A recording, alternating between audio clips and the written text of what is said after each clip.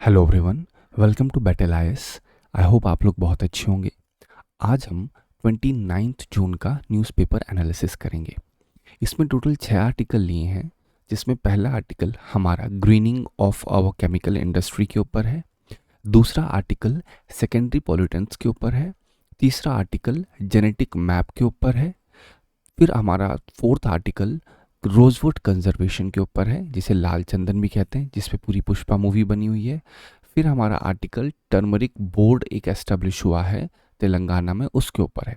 इससे प्रीलिम्स में 2025 में सवाल भी आया था, जिसमें पूछा गया था इंडिया टर्मरिक का सबसे हाईएस्ट एक्सपोर्टर है। ठीक है। फिर हमारा लास्ट आर्टिकल है किस तरह से इस बार मोबाइल ऐप का यूज़ किया गया है बिहार में वोट करने के लिए। ठीक है। तो ये सारे आर्टिकल्स हैं जिस जीएस पेपर के लिए रेलेवेंस रखते हैं, ये वो यहाँ पे मेंशन कर दिया गया है। प्लस हर एक आर्टिकल के बाद आपको प्रैक्टिस क्वेश्चंस प्रोवाइड किए गए। आप उन प्रैक्टिस क्वेश्चन को एक बार पढ़िएगा, खुद से आंसर करने की कोशिश करिएगा। उसके बाद आप उसका मॉडल आंसर टेलीग्राम से डाउनलोड कर सकते हैं in the form of PDF.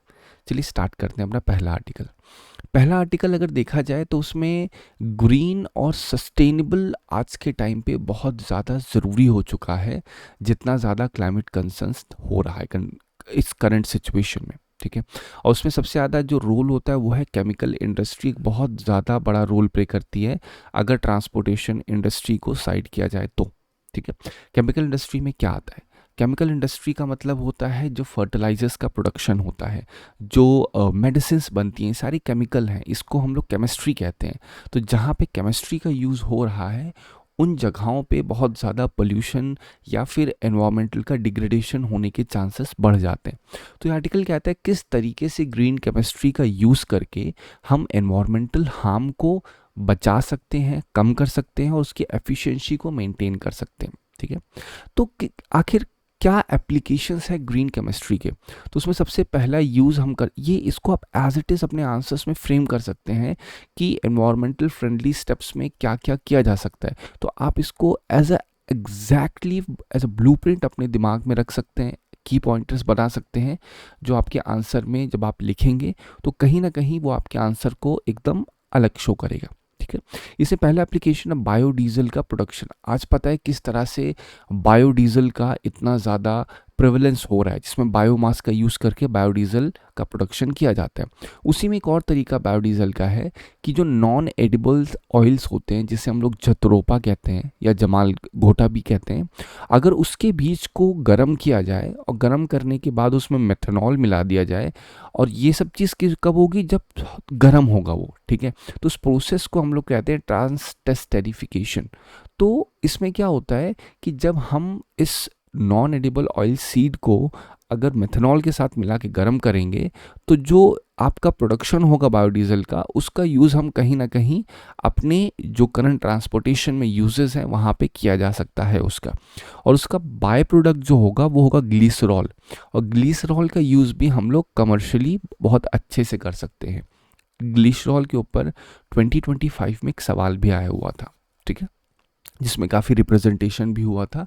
तो आप एक बार ग्लिसरॉल को अच्छे से समझने की कोशिश करिए, क्या होता है बायोडीजल, किस तरह से बायोडीजल का प्रोडक्शन होता है, ये आप और वेरीड मेथड्स देखिए कि क्या क्या चीज़ों का यूज़ किया जाता है। ये स्पेसिफिक केवल इस आर्टिकल के ऊपर बेस्ड चीज़ों पे फोकस किया गया। ठीक है। सेकेंड चीज़ एप्लीकेशन हम ग्रीन केमिस्ट्री कर सकते हैं कैटालिसिस में। ठीक है। कैटालिसिस, जब बायोडीजल का प्रोडक्शन होता है तो उस प्रोडक्शन को थोड़ा इंक्रीज किया जाए तो जनरली क्या करते हैं, सोडियम हाइड्रोक्साइड को यूज़ करते हैं एज अ मीडिएटर, जिससे बायोडीजल का प्रोडक्शन थोड़ा सा फास्ट हो सके। लेकिन ये जो सोडियम हाइड्रोक्साइड होता है, इससे पोल्यूशन बहुत ज़्यादा होता है। तो पोल्यूशन कम हो तो उसकी जहाँ पे कैल्शियम ऑक्साइड के यूज़ को प्रेफर किया जाना स्टार्ट कर दिया गया है, जिससे, क्योंकि ये जो कैटलिस्ट होता है ये रीयूजेबल होता है, ऐसा नहीं है कि बहुत ज़्यादा पोल्यूट करेगा या एनवायरनमेंट को डिग्रेड करेगा, तो ये एक अच्छा खासा ऑल्टरनेटिव है। प्लस इसी के साथ जो हमारा वाटर का वेस्टेज है और जो वेस्ट जनरेशन होता है वो कहीं ना कहीं कम होता है। फिर फार्मास्यूटिकल इंडस्ट्री में हम लोग ग्रीन केमिस्ट्री का यूज़ कर सकते हैं। जो एंटी कैंसर ड्रग होते हैं उसमें हम लोग ग्रीन केमिस्ट्री का यूज़ करके कहीं ना कहीं पोल्यूशन को रोक सकते हैं, क्योंकि मेडिसिन जब बनती हैं तो उनसे गैसेस भी रिलीज होती हैं उन फैक्ट्रीज से, जिसका इन्वर्स इम्पैक्ट होता है। फिर आता है कि एक और जो यूसेज है वो है टॉक्सिन सॉल्वेंट्स को रिप्लेस करना। ठीक है, जो एक ड्रग आप बहुत ज़्यादा सुनते हैं, पैरासीटामोल बुखार में खाई जाती है। जब पैरासीटामोल बनाई जाती है तो इससे बहुत ज़्यादा न्यूरोटॉक्सिन्स रिलीज होते हैं फैक्ट्री से। तो इनके कहने का मतलब ये है कि अगर हम पैरासीटामोल के सिंथेसिस में बायोमास जैसे शुगर केन का अगर हम यूज़ करेंगे तो कहीं ना कहीं इससे जो न्यूरोटॉक्सिन्स रिलीज होते हैं उनमें कमी आएगी। ठीक है, तो ये सारे एप्लीकेशंस है ग्रीन केमिस्ट्री के। तो ये कभी भी ये जीएस पेपर 3 के लिए रेलेवेंस है एनवायरनमेंट एंड एनवायरनमेंट कंजर्वेशन के ऊपर। आप इनको यूज़ कर सकते हैं अपने आंसर्स में। अब देखते हैं इसका इम्पैक्ट क्या होगा। अगर हम लोग ग्रीन केमिस्ट्री का यूज़ करेंगे तो उससे क्या क्या इम्पैक्ट होगा। पहला इम्पैक्ट तो ये है टॉक्सिसिटी रिड्यूस होगी, वेस्ट और पोल्यूशन कम होगा। जो इंडस्ट्रीज़ हैं उनके लिए आसानी हो जाएगी सस्टेनेबिलिटी नॉर्म्स को फॉलो करने में। इसी के साथ साथ इंडिया की जो रेपुटेशन है, इज्जत है, वो इको फ्रेंडली इंडस्ट्रियल इनोवेशन के नाम से ज़्यादा फेमस होगी। अभी जनरली अगर हम एक्सपोर्ट करते हैं तो जिस कंट्री में इंपोर्ट करती है जो कंट्री हमारे प्रोडक्ट्स को, उनके दिमाग में रहता है कि जो प्रोडक्ट्स इंडिया की तरफ से आया है क्या वो इको फ्रेंडली है, क्या वो ऐसे तरीक़ों से बनाया गया है जो कि एनवायरमेंटल लेवल पे सेफ़ हो या नहीं। तो अगर हम लोग स्टैंडर्ड को फॉलो करेंगे, ग्रीन केमिस्ट्री का अच्छा खासा यूज़ करेंगे, तो कहीं ना कहीं वो हमारी एक रेपुटेशन भी इंटरनेशनल फोरम्स में बढ़ाएगा। ठीक है, इसके ऊपर जो जीएस पीवाईक्यू में जीएस पेपर 3 में क्वेश्चन आया था वो था what are the salient features of green hydrogen policy of India, how does green chemistry contribute to environmental sustainability. तो ये एग्जैक्टली आप रेफर कर सकते हैं, इससे आपको कहीं ना कहीं आसानी होगी किस तरह से आर्टिकल के की पॉइंट्स को आप यूज़ कर सकते हैं। How can green chemistry help reduce the environmental footprint of India's chemical industry. Simple, एकदम एग्जैक्टली आर्टिकल के ऊपर बेस है। किस तरह से ग्रीन केमिस्ट्री इन्वायरमेंटल फुटप्रिंट जो है उसको रिड्यूस कर सकती है जो केमिकल इंडस्ट्रीज से रिलीज होता है। एग्जाम्पल के साथ बताइए। तो जो आपको भी एप्लीकेशंस बताया है उन एप्लीकेशंस को आप एज इट इज़ यूज़ कर सकते हैं और यूज़ करके आप यहाँ पे उसके एग्जाम्पल्स भी दे सकते हैं, जैसे पैरासीटामोल वाला एग्जाम्पल, एंटी कैंसर ड्रग का एग्जाम्पल। फिर आप एग्जाम्पल दे सकते हैं बायोडीजल प्रोडक्शन का, किस तरह से होता है, कैसे वो एनवायरमेंटल जो पॉल्यूटेंट्स है उसके फुटप्रिंट को रिड्यूस करता है और जो ग्रीन केमिस्ट्री है उसको और ज़्यादा प्रमोट करता है। ठीक है, नेक्स्ट आर्टिकल आता है सेकेंडरी पॉल्यूटेंट्स के ऊपर। ठीक है, आखिर किस तरह से सेकेंडरी सबसे पहले समझते हैं what are secondary pollutants. Secondary pollutant समझने से पहले हमें प्राइमरी पॉल्यूटेंट पता होना चाहिए। ये GS paper 3 again environment pollutants और एनवायरमेंट कंजर्वेशन के लिए रेलेवेंट है। प्राइमरी पॉल्यूटेंट्स क्या होते हैं पहले समझते हैं। अगर जैसे एक कार जा रही है, कार से जो धुआं निकलता है वो कार्बन मोनोऑक्साइड है, मान लेते हैं अभी के लिए। ठीक है, हाँ, कार्बन मोनोऑक्साइड रिलीज हुआ, बहुत पुरानी कार है, और वो कार्बन मोनोऑक्साइड कहाँ गया, वो एनवायरनमेंट में गया, तो उसको कहा जाएगा प्राइमरी, मतलब डायरेक्टली सोर्स से रिलीज हुआ। फिर आगे चल के अगर वो जा करके सल्फर, अगर सल्फर डाइऑक्साइड एक और पॉल्यूटेंट है, उसके साथ मिलके एक थर्ड कंपाउंड बना देगा, ये थर्ड कंपाउंड को हम लोग सेकेंडरी पॉल्यूटेंट कहेंगे। सेकेंडरी पॉल्यूटेंट कहने का मतलब है जो डायरेक्टली सोर्स से नहीं रिलीज हो रहा है। सोर्स से मान लो एक्स पॉल्यूटेंट रिलीज हो रहा है और दूसरे सोर्स से वाई पॉल्यूटेंट रिलीज हो रहा है, तो जब वाई और एक्स दोनों एक साथ मिलेंगे तो एक थर्ड पॉल्यूटेंट बनेगा जिसे हम लोग जेड बोलेंगे। ठीक है, ये एग्जाम्पल है समझने के लिए। तो अब जो सेकेंडरी पॉल्यूटेंट्स की बात होती है, जिसमें आपको बताया जैसे सल्फर डाइऑक्साइड और ये अमोनिया, ठीक है, इनको एक साथ मिलके अमोनियम सल्फेट बनता है, समझ रहे। तो ये कहीं ना कहीं यही आर्टिकल है अमोनियम सल्फेट के ऊपर। करेंटली जो अमोनियम सल्फेट है ये पर्टिकुलेट मैटर 2.5 जितने होते हैं। पर्टिकुलेट मैटर क्या होते हैं, जो पॉल्यूटेंट्स हैं वो कितने छोटे हैं, 2.5 अगर पर्टिकुलेट मैटर कहा जाए, मतलब बहुत छोटे छोटे पार्टिकल्स जो प्रदूषण के होते हैं उन्हें हम लोग कहते हैं। ठीक है, तो उसमें अमोनियम सल्फेट 1 1/3 कंट्रीब्यूट करता है। मतलब पूरे 2.5 जो पर्टिकुलेट मैटर हैं उसमें से 1/3 केवल अमोनियम सल्फेट है, 1/3 अमोनियम सल्फेट है, ठीक है। और जो अमोनियम सल्फेट है वो डायरेक्टली प्राइमरी पोल्यूटेंट्स से नहीं रिलीज होता, बल्कि वो बनता है सल्फर और इन अमोनिया से। मतलब कह सकते हो जो PM 2.5 की मैं बात कर रहा हूँ ये प्राइमरी पोल्यूटेंट नहीं है, ये सेकेंडरी पोल्यूटेंट है। और सेकेंडरी पोल्यूटेंट होने की वजह से ही ये 1/3 कंट्रीब्यूट भी कर रहा है। तो आप सोच के देखिए, जनरली लोग कहते हैं प्राइमरी पोल्यूटेंट है, लेकिन ये सेकेंडरी है। तो अगर हमें सेकेंडरी पोल्यूटेंट पे रोकथाम करनी है तो हमें पहले प्राइमरी पोल्यूटेंट पे ध्यान देना पड़ेगा ना। जैसे सल्फर डाइऑक्साइड है, अमोनिया है, ये जहाँ रिलीज एक्सेसिव लेवल पे हो रही है उस पे रोकथाम करेंगे। जब उस पे रोकथाम करेंगे तो ये मिल करके अमोनियम सल्फेट बनाना कम करेंगी, तो 2.5 पोल्यूशन भी कम होगा। तो अगेन फाइंडिंग क्या है, अमोनियम सल्फेट 34% कंट्रीब्यूट कर रहा है, ऑलरेडी आपको बताया। और ये कहाँ पे ज़्यादा पाया जाता है, जो कोयलों की खदान होती है, जहाँ पे कोयला बर्न किया जाता है, जो आपके थर्मल पावर प्लांट्स होते हैं जहाँ पे कोयलों को गर्म करके बिजली बनाई जाती है, वहाँ पे सबसे ज़्यादा उसके 10 किलोमीटर के दायरे में जो बड़ी बड़ी इंडस्ट्री होती हैं जहाँ पे केमिकल्स का यूज़ होता है, उसके 10 किलोमीटर के दायरे में इसका अमोनियम सल्फेट का बहुत ज़्यादा एक प्रेजेंस पाई गई है। और अगर देखा जाए सल्फर डाइऑक्साइड जो होता है उसका एमिशन सबसे ज़्यादा थर्मल पावर सेक्टर में होता है, ठीक है। क्योंकि जब SO2 जो बात कह रहे हैं यही तो कहीं ना कहीं एक प्राइमरी पॉल्यूटेंट है, क्योंकि डायरेक्टली फैक्ट्री से रिलीज हो रहा है। सल्फर डाइऑक्साइड रिलीज होगा और जब अमोनिया से मिलेगा तो अमोनियम सल्फेट ही तो बनेगा, और अमोनियम सल्फेट फर्दर PM 2.5 है ही अपने आप में। तो ये इतने छोटे छोटे होते हैं कि अगर आपके नाक से अंदर जाएंगे तो आपके ब्लड तक जा सकते हैं। आप सोच के देखिए, एक हल्का सा कण जो पोल्यूशन का है वो इतना छोटा होता है कि आपके बाल से, मतलब वो आपको भी आगे दिखाऊंगा, मैं दिखाता हूँ, ठीक है।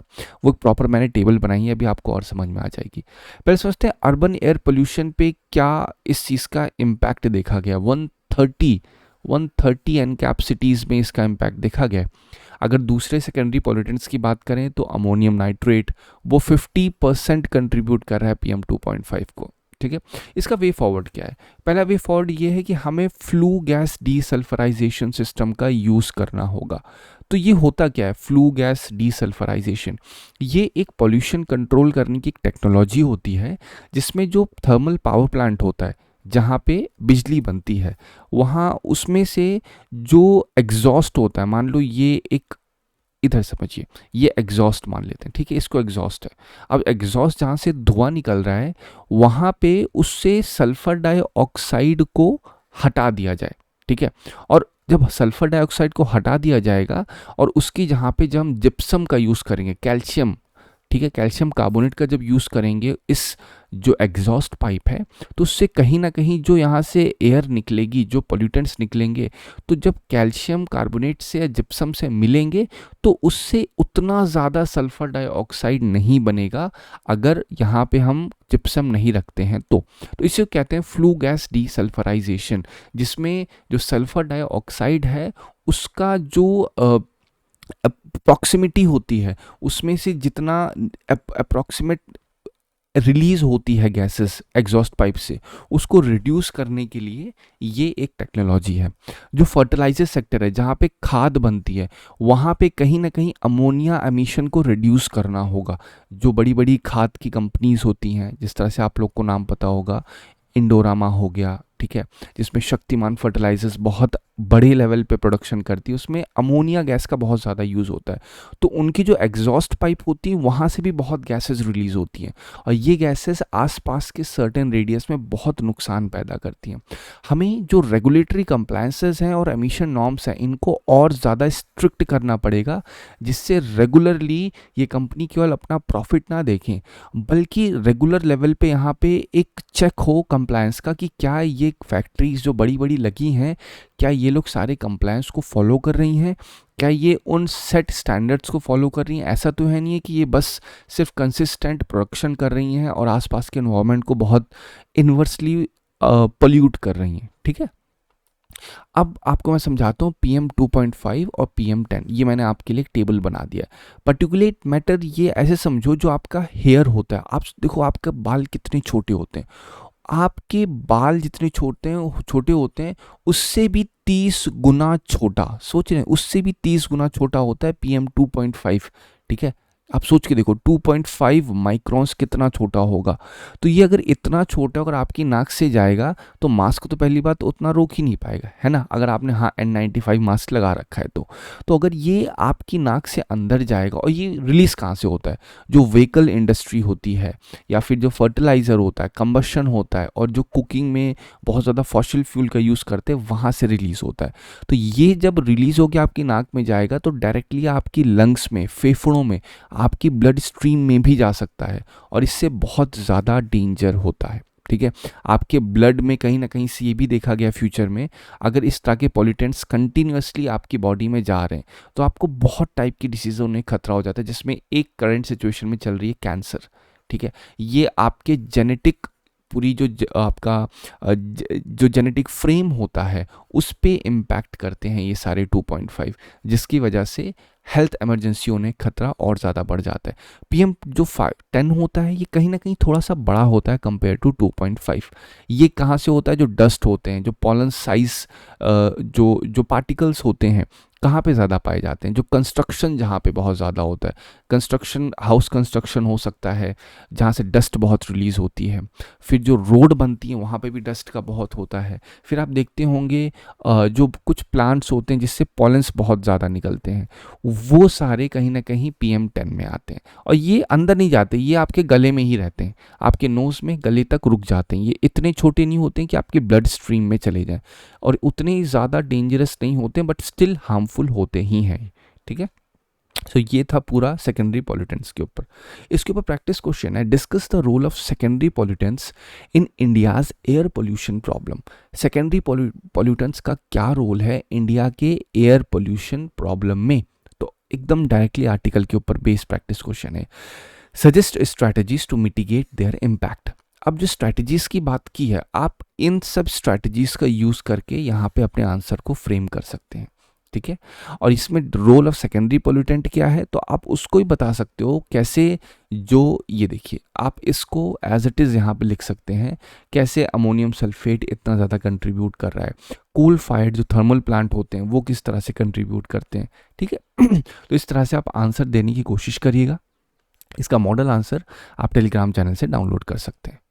नेक्स्ट आर्टिकल हम देखते हैं, ये है आपका अभी रिसेंटली 2762 जेनोम्स इंडिया के, जो कि 23 स्टेट्स और यूनियन टेरिटरी से लिए गए थे, लोगों के जेनोम्स लिए गए थे।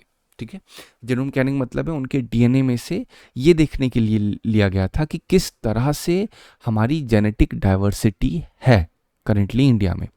तो ये क्यों किया जाता है, ये इसलिए किया जाता है ताकि ये पता लगा जा सके कि कोई कभी ऐसा तो नहीं हो रहा है कि जो कभी कभी आप बोलते हैं ना कि अगर एक बच्चे को डिसीज़ हो जाती है, वो डिसीज़ कैसे हो गई, क्योंकि उसके पेरेंट्स को वो डिसीज़ थी, क्योंकि उसे हम लोग कहते हैं डिसीज़ लिंकेज आसानी से किया जा सकता है। अगर फादर का पूरा जेनोम पता होगा तो उस फादर के जेनोम से हम उसके ग्रैंडफादर के जेनोम को निकाल सकते हैं, उससे ये पता कर सकते हैं कि अगर ग्रैंडफादर को कोई डिसीज़ थी तो कितने चांसेस हैं इसके सन को डिसीज़ होने के। ठीक है, तो ये कहीं ना कहीं जेनोम सीक्वेंसिंग करने से ये मदद मिल जाती है। अब इससे एक बहुत ही क्रूशियल फाइंडिंग क्या हुई, ये तो सिर्फ मैंने बात की कि क्या मदद करता है, किस तरह से क्या क्या इसके एप्लीकेशंस होते हैं, लेकिन ये जो आर्टिकल है ये डिस्कस करता है इसने जो 2762 जेनोम्स लिए हैं लोगों के, इससे क्या निकला है। इससे एक चीज़ निकल के आई है, इंडिया में जितनी भी पॉपुलेशन है, ये एविडेंस है, वो अफ्रीका से माइग्रेट हुई है, और सब में एक ही टाइप का जीनोम पाया गया है। जब अफ्रीका से लोगों ने माइग्रेट किया था आज से 50,000 साल पहले, उनमें जो जेनेटिक थे, जो उनका जेनोम था, वो जेनोम आज करेंटली इंडिया में मोस्टली लोगों में पाया जा रहा है। ठीक है, और उन जेनोम में क्या क्या, क्योंकि इंडिया में जो लोग हैं मिक्स्ड हैं, हमारी जो, अगर हम बोलें कि हमारे जो पूर्वज हैं, पूर्वज कहने का मतलब आज से 1-2 जनरेशन की बात नहीं हो रही, पूर्वज कहने का मतलब है आज से 200, 300, 1000 जनरेशन पहले जो लोग थे वो कैसे थे। तो इंडिया में कहीं ना कहीं मिक्स थे, एक हंटर गैदरर्स भी थे, फिर ऐसे भी थे जो खेती करते थे, और ऐसे भी थे जो लोग फार्मर्स थे और उनकी एंसेस्टर्स ईरान से थे। ठीक है। तो ये इंडिया की बायो जो जेनेटिक डाइवर्सिटी है, इस फाइंडिंग ने जो हुई है इसने शो किया है।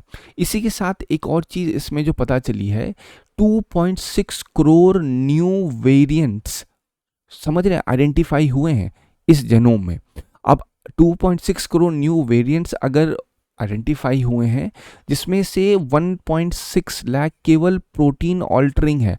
मतलब अगर आपका डीएनए है और डीएनए में एक प्रोटीन होता है, तो अगर आपके नए नए वेरिएंट्स मिलेंगे आपकी जेनेटिक डाइवर्सिटी में से, तो वो वेरिएंट्स कहीं ना कहीं डीएनए सीक्वेंसिंग को चेंज कर सकते हैं। और अगर वो डीएनए सीक्वेंसिंग अगर निगेटिव में चेंज होगी तो खतरा बढ़ जाता है बहुत ज़्यादा ऐसी डिसीज़ होने का जो कि इरिवर्सिबल हो।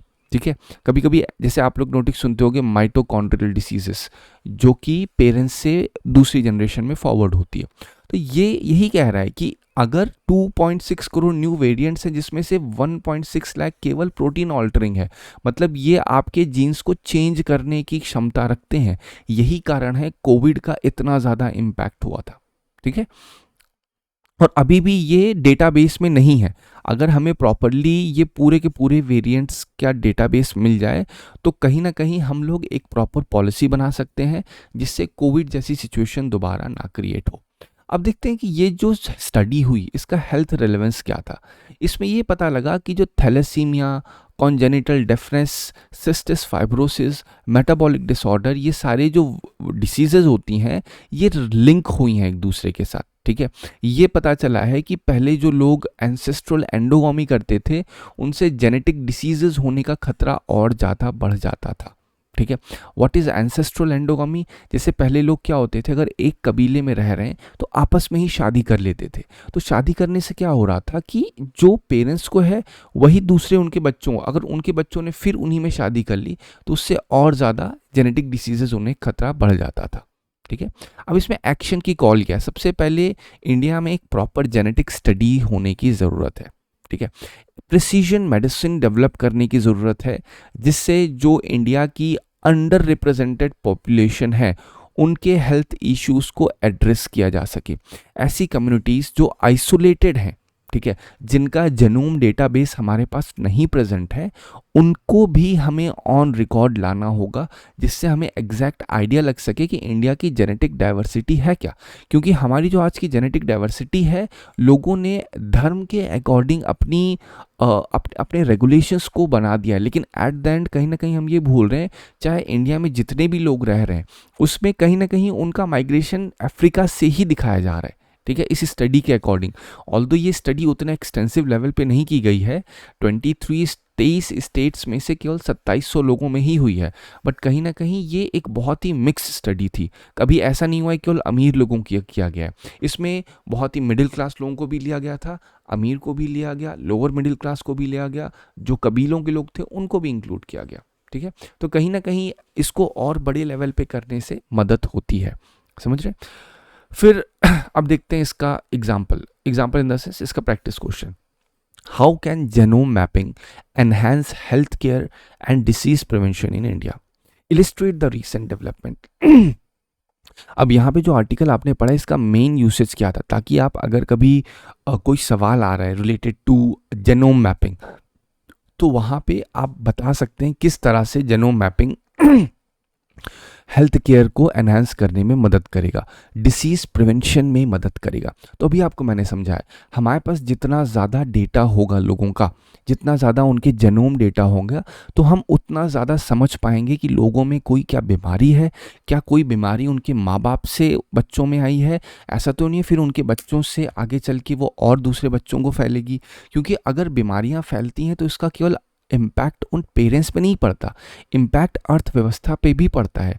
अगर एक कबीले में या एक कंट्री में 1000 लोग रह रहे हैं, उसमें अगर 100 लोग बीमार ही पड़े हुए हैं, तो कहीं ना कहीं, और इन 100 लोगों के पास, मान लेते हैं हर एक इंसान के पास 1000 कमाने की क्षमता है, तो अगर ये 100 लोग हैं तो कहीं ना कहीं ये जो 100 लोग हैं ये टोटल इनके पास अप्रॉक्सीमेटली 10 लाख कमाने की क्षमता है, 1 लाख कमाने की क्षमता है ना। तो अब अगर हम इसको और बड़े लेवल पे देखें तो अगर 100 लोग बीमार रहेंगे तो ये 1 लाख रुपए नहीं कमा पाएंगे ना, तो कहीं ना कहीं अर्थव्यवस्था पे और ज़्यादा दबाव पड़ेगा, प्लस ये 100 लोगों के ऊपर हेल्थ पे खर्चा भी होगा, तो सरकार का इसमें और नुकसान होगा, है ना। तो इन सारे पॉइंट्स का यूज़ करके आप अपने आंसर्स में लिख सकते हैं कि हमें ज़रूरत है कि हमारे पास डेटा हो जिससे आगे चल के इन फ्यूचर कभी जैसे कोविड वाला जो सिचुएशन आई थी या फिर किसी और टाइप की हेल्थ इमरजेंसी, ट्यूबरकुलोसिस आज के समय इसके ऊपर इतना एक्सटेंसिव लेवल पे यूज़ हो रहा है, ऑल्दो ट्यूबरकुलोसिस बैक्टीरिया से होता है, लेकिन हमें अगर एक प्रॉपर जेनोम डेटा पता होगा तो हमें ये पता होगा किसके ऊपर कौन सी मेडिसिन फ़ायदा करेगी। नहीं तो जनरली क्या होता है, डॉक्टर्स को पता नहीं होता कि कौन सी मेडिसिन किस पेशेंट पे काम करेगी। मान लो एक इंसान एक्स है, दूसरा इंसान वाई है, एक्स इंसान का एक जेनोम है, दूसरे का वाई जेनोम है, ठीक है। तो अगर एक इंसान को लेट्स से टीबी है तो उस इंसान पे अगर एक नॉर्मल लेवल पे है तो डॉक्टर एक नॉर्मल स्टैंडर्ड दवाएं देते हैं, लेकिन अगर टीबी में वेरिएशन हो चुका है तो डॉक्टर को देखना पड़ता है कि हम कौन सी दवाएं दें जो इस पेशेंट को फ़ायदा करेंगी। और यही कारण होता है कि कभी कभी वो बीमारी सही करने के चक्कर में लोगों का और भी ऑर्गन फेलियर होने के चांसेस बढ़ जाते हैं। यही सेम चीज़ कैंसर में भी होता है। जब कीमोथेरेपी दी जाती है पेशेंट को, तो कीमोथेरेपी एक इंजेक्शन होता है जिसमें पेशेंट के खून में से कैंसर के जो सेल्स होते हैं उनको ख़त्म करने के लिए इंजेक्शन दिए जाते हैं। लेकिन कभी कभी क्या होता है, जो कीमोथेरेपी के ड्रग्स होते हैं ये आपके हेल्दी सेल्स, जो स्वस्थ सेल्स होते हैं, उनको भी इम्पैक्ट करते हैं। इसीलिए आप नोटिस करते हैं कि जो लोग होते हैं उनके बाल बहुत ज़्यादा झड़ जाते हैं, लोगों के ऑर्गन फेलियर होने के चांसेस बढ़ जाते हैं। तो डॉक्टर वहाँ पे ये देखते हैं कि पहले एक बड़ी पिक्चर देखते हैं कि पहले हमें बड़ी बीमारी ख़त्म करनी है, छोटे छोटे जो दिक्कतें हो रही हैं उनको ख़त्म करनी है। तो ये सारे एग्जाम्पल्स बताने का कारण ये है, आप इसको यूज़ कर सकते हैं कि जेनोम मैपिंग करने से क्या फ़ायदा होगा। ये मैंने आपको होलिस्टिक लेवल पे पूरा समझा दिया, ठीक है। नेक्स्ट आर्टिकल देखते हैं, जीएस पेपर 2 गवर्नेंस सेक्शन के लिए रेलेवेंट है वो। इसमें क्या, बिहार पहला स्टेट बना है जिसने मोबाइल बेस वोटिंग को प्रमोट किया है, पहली बार यूज़ किया है म्यूनिसिपल बाईपोल में, जिसमें state election commission of Bihar app नाम से एक ऐप बनाई गई जिसमें लोग वोट डाल सकते हैं और म्यूनिसिपल बाईपोल्स में उनका यूज़ भी हुआ है। क्वेश्चन उठता है, क्या सभी लोग मोबाइल से वोट कर सकते हैं? Answer is no. केवल ऐसे लोग जो बहुत बूढ़े हैं, जो कि डिफरेंटली एबल्ड हैं, जिन्हें हम कह सकते हैं कि जो अपंग लोग हैं, फिर जो प्रेग्नेंट वुमेन्स हैं जो चल फिर नहीं सकती हैं, फिर ऐसे लोग जो कि बूथ तक नहीं जा सकते हैं वोट डालने के लिए, उनके लिए इस ऐप का यूज़ होगा। इसकी सिग्निफिकेंस क्या है, इसका महत्व क्या है? इसका पहला महत्व ये है कि हर एक इंसान शामिल हो सकेगा वोट डालने में, बहुत ही आसानी हो जाएगी मोबाइल पे ही वोट डालना, प्लस इससे डेमोक्रेटिक पार्टिसिपेशन और ज़्यादा होगा, लोकतांत्रिक व्यवस्था में लोगों की भागीदारी और ज़्यादा बढ़ेगी। इसका ये एक महत्व है। और देखा जाए कहीं ना कहीं ये डिजिटल इलेक्टोरल रिफॉर्म की तरफ भी बढ़ रहा है। कहीं ना कहीं हम लोग जो वोटिंग प्रोसेस अभी तक आप शुरुआत करिए, पहले पेपर से वो होता था, फिर ईवीएम आई, फिर अब ये सिचुएशन आ रही है कि मोबाइल का यूज़ होने जा रहा है, ठीक है, ऑल्दो हो चुका है।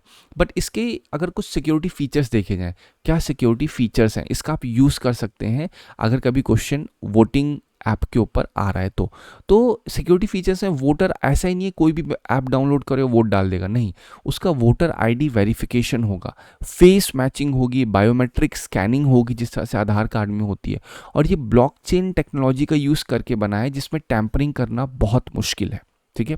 और इसमें मिसेस विभा कुमारी जो ईस्ट चंपारण की रहने वाली हैं, उन्होंने पहला भारत में मोबाइल बेस्ड ई वोट डाला है। लेकिन सवाल उठता है कि चलो ये सब तो फायदे हो गए, इससे नुकसान क्या हो सकता है, या फिर इससे क्या ऐसी चीज़ें हैं जो एक तरीके से डेंजर पोज कर सकती हैं हमारी इलेक्शन सिस्टम पे। सबसे पहली चीज़ ये है कि अभी हमें ये नहीं पता है कि ये कितना ज़्यादा सेफ है, इसके टैंपरिंग के चांसेस अभी भी हो सकते हैं, ठीक है। अगर ऑल्दो इनक्रिप्टेड है, लेकिन अगर लोगों ने टैंपर करके इस फ़ोन को दूसरी आईडी या फिर ऐसे लोग जो मर चुके हैं उनकी वोटर आईडी का यूज़ करके भी लोगों ने इलेक्ट्रॉनिक वोटिंग डालना स्टार्ट कर दिया, तो कहीं ना कहीं ये इलेक्शन पे निगेटिव इम्पैक्ट पड़ेगा। तो अभी भी इसकी एक प्रॉपर स्टडी होना बहुत ज़्यादा ज़रूरी है। प्लस अभी ये भी नहीं पता है कि क्या फ्यूचर में मोबाइल बेस्ड वोटिंग करना उतना ज़्यादा हो पाएगा, या अभी भी अनसर्टेन है। We are not exactly sure whether there will be future availability in assembly poll, ठीक है, we do not know, but still जिस हिसाब से डेवलपमेंट हो रहा है उस डेवलपमेंट में हमें कुछ चीज़ों का बहुत अच्छे से ध्यान रखना होगा। पहली चीज़ तो टैंपरिंग होने, क्योंकि सबसे बड़ा वोटिंग में एक ही केस होता है, वो है टैंपरिंग। तो ये चीज़ ना हो ताकि लोगों का ट्रस्ट बना रहे, और ट्रस्ट तब बना रहेगा जब ट्रांसपेरेंसी ज़्यादा से ज़्यादा होगी, ठीक है। अब देखते हैं इसमें क्वेश्चन 2017 जीएस पेपर 2 में क्या था। E governance is not only about use of technology but also about transforming the way government functions. अब ये ई गवर्नेंस में क्या हम इस मोबाइल बेस वोटिंग का यूज़ नहीं कर सकते हैं? बिल्कुल। एज अ एग्जाम्पल, आप मोबाइल बेस वोट का जो ऐप की बात हो रही है, ठीक है, जो आपने ESECBHR नाम का जो ऐप बना है, इस ऐप को आप मेंशन कर सकते हो। इससे ये एग्जामिनर को लगेगा कि आपको करंट डेटा की अपडेट भी है, ठीक है। इसका प्रैक्टिस क्वेश्चन अगर देखा जाए तो evaluate the role of mobile based voting system in enhancing electoral participation and democratic inclusiveness in India. Evaluate करिए मोबाइल बेस्ड वोटिंग किस तरह से इलेक्टोरल पार्टिसिपेशन को एनहांस करेगा और डेमोक्रेटिक इंक्लूसिवनेस इंडिया में बढ़ाएगा, ठीक है। किस तरह से करेगा, तो आप उस पॉइंट्स को लिखने की कोशिश करिए। आपको आर्टिकल में मैंने वो सारी चीज़ें समझा दी हैं। इसका मॉडल आंसर अगेन आप टेलीग्राम चैनल से डाउनलोड कर सकते हैं। नेक्स्ट आर्टिकल देखते हैं, रोजवुड के ऊपर है, जिसे हम लोग लाल चंदन कहते हैं। अभी तक 1994 में तमिलनाडु ने एक्ट पास किया था जिसमें लाल चंदन को काटना पूरी तरह से मना कर दिया गया था, क्योंकि उसे एक वैल्यूएबल और एंडेंजर्ड स्पीशीज माना जा रहा था। एक्ट को 2010 में 15 साल और एक्सटेंड कर दिया गया था और ये फरवरी 2025 में एंड हो गया। लेकिन अब तमिलनाडु ने कहा है हम इस एक्ट को कंटिन्यू नहीं करेंगे। क्यों? क्योंकि इतने रेस्ट्रिक्शन की वजह से जो प्राइवेट लैंड है, ऐसी लैंड जो लोगों के पास है, उसमें अगर लोगों ने रोजवुड या लाल चंदन बोया है तो उसको वो नहीं गिरा पा रहे हैं, और इससे कहीं ना कहीं फार्मर डिस्करेज हो रहे हैं। बोलते हैं ना, अगर एक फार्मर है, उसके लैंड पे बहुत सारे लाल चंदन लगे हुए हैं और उसे पता है कि इसकी वैल्यू बहुत है, लेकिन उसे काट नहीं सकता, तो वो इसका इन फ्यूचर क्या, और एक दूसरा फार्मर है, इसकी भी लैंड खाली है, तो क्या अपनी लैंड पे वो रोजवुड या लाल चंदन को लगाएगा, ये जानते हुए कि भैया इसकी कटाई करना मना है लेकिन प्रॉफिट बहुत है? कभी नहीं करेगा। कोई भी अपने आप को कोर्ट कचहरी के चक्कर नहीं लगवाना चाहता है। तो कहीं ना कहीं तमिलनाडु गवर्नमेंट का कहना यह है कि इतने रेस्ट्रिक्शन की वजह से जो प्राइवेट लोग हैं वो कल्टीवेट नहीं कर पा रहे रोजवुड का। इसकी मार्केट वैल्यू बहुत हाई है, लेकिन कहीं ना कहीं इसमें लीगल हर्डल्स बहुत ज़्यादा हैं, जिस वजह से लोग इसको नहीं कल्टीवेट करते हैं। अब गवर्नमेंट का न्यू अप्रोच क्या? गवर्नमेंट कह रही है भैया फार्मर से, किसानों से, आप कल्टीवेट करिए लाल चंदन को, अपनी निजी भूमि पे आप कल्टीवेट करिए। फॉरेस्ट लैंड से अभी भी कटाई करना पूरी तरह से मना है, ठीक है, क्योंकि तमिलनाडु का ऑब्जेक्टिव कहीं ना कहीं ये है कि 33% लैंड को वो ग्रीन कवर कन्वर्ट करना चाहते हैं as per national forest policy, ठीक है। तो वो प्रमोट कर रहे हैं, एनकरेज कर रहे हैं कि आप ऑल कल्टीवेट करिए रोजवुड को। अब कंजर्वेशन कंसर्न्स क्या है? कहीं ना कहीं लगता है कि ये कहीं ना आपका लाल चंदन की जो सेफगार्डिंग हो रही थी उस पर इम्पैक्ट पड़ेगा। जो इलीगल ट्रेड, जो आपने पुष्पा मूवी वाला पार्ट देखा था, और वो चीज़ कहीं ना कहीं इम्पैक्ट होगी, जेनेटिक डिप्लीशन होने के चांसेस बढ़ जाएंगे लाल चंदन के, ठीक है। अब देखते हैं इसका एनवायरमेंटल स्टेटस क्या है। एनवायरमेंटल स्टेटस IUCN की जो रेड लिस्ट है उसमें वल्नरेबल कैटेगरी में इसको डाला गया है रोजवुड को। और जो अपेंडिक्स 2 है ऑफ साइट्स, ठीक है, साइट्स का मतलब क्या होता है? Convention of trade in endangered species वाला जो ये कन्वेंशन है, जिसमें 3 अपेंडिक्स होते हैं, 1, 2 और 3। तो सेकेंड अपेंडिक्स जो होता है, इसमें अभी भी जो स्पीशीज़ है वो एंडेंजर नहीं हुई है, लेकिन अगर उसको बहुत ही एक्सटेंसिवली ट्रेड किया जाएगा तो एंडेंजर हो सकती हैं।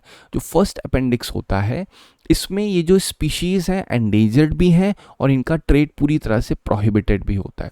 थर्ड कन्वेंशन में अगर एक कंट्री को लगता है कि भाई हम एक स्पीशीज़ को बहुत ज़्यादा अगर ट्रेड करेंगे तो उससे खतरा हो सकता है, तो वो कंट्री, लेकिन अभी भी इंटरनेशनल लेवल पे ना ही वो वल्नरेबल है ना ही एंडेंजर्ड है, लेकिन अगर एक कंट्री को लगता है तो दूसरी कंट्री के साथ वो एक पैक्ट साइन कर सकती है, कहेगी भैया हमें ना प्रमोट करना होगा कि इसका उतना ज़्यादा ट्रेड ना हो, कोई भी स्पीशीज़, ठीक है। इस जैसे लाल चंदन भी एक स्पीशीज़ है, लेकिन मैंने आपको ओवरऑल पूरी तरह से समझा दिया, ठीक है। चलिए इसका जो मेंस में 22 में पीवाईक्यू था, define the concept of carrying capacity of an ecosystem, how is it affected by anthropogenic activities in the biosphere.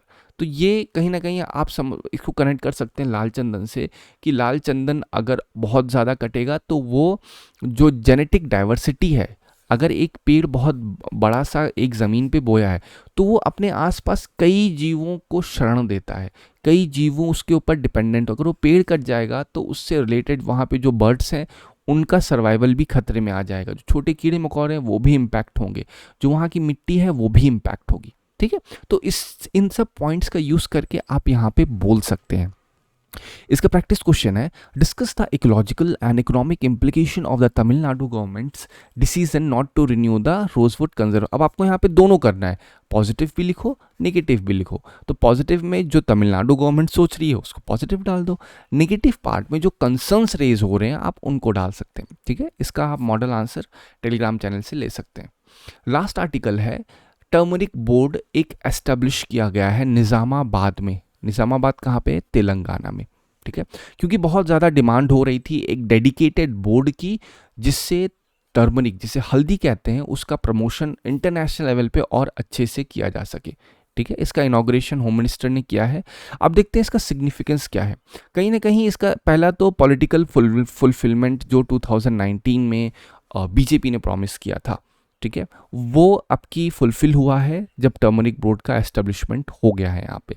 इससे एक लॉन्ग स्टैंडिंग डिमांड, जो रीजन तेलंगाना सबसे ज़्यादा, आंध्र प्रदेश तेलंगाना भारत में सबसे ज़्यादा हल्दी का प्रोडक्शन करता है, तो कहीं ना कहीं इससे वहाँ पे लॉन्ग स्टैंडिंग जो रीजनल डिमांड थी किसानों की, भैया हमें एक डेडिकेटेड बोर्ड चाहिए जो हम जो हल्दी का प्रोडक्शन करते हैं उसको प्रमोट कर सके, उसकी क्वालिटी को अच्छे से केटर कर सके, जिससे हम और ज़्यादा ट्रेड करें और ज़्यादा प्रॉफिट हो सके। तो कहीं ना कहीं देखा जा रहा है ये एक पॉजिटिव मूव है।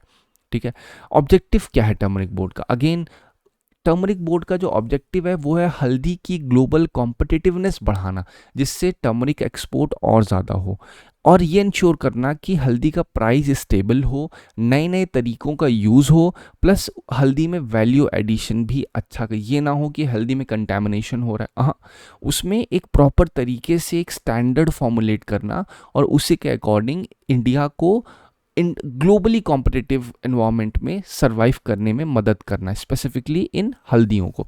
हल्दी भी कहीं ना कहीं एक मसालों की कैटेगरी में आता है, और जो फार्मर्स हैं उनको इंटरनेशनल मार्केट का एक्सेस भी मिले, ये है टर्मरिक बोर्ड का एग्जाम्पल।